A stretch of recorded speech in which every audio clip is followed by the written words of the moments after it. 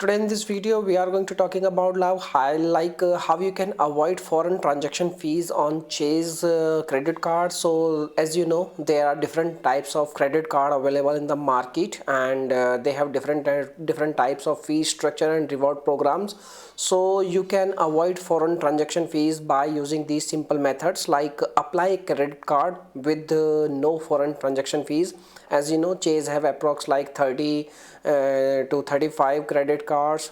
They provide like no foreign transaction fees. Okay, so you need to choose no foreign transaction fees card, and you can choose one more method, that is exchange cash before leaving the United States.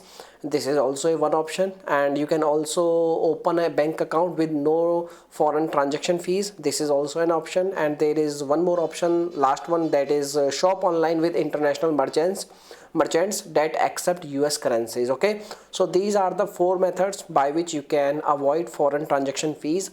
So if you are interested to know more about this, anything related to this thing, then you can make your comment. Your comment will helpful for lots of people. And thanks for watching this video, my dear friends. Bye bye.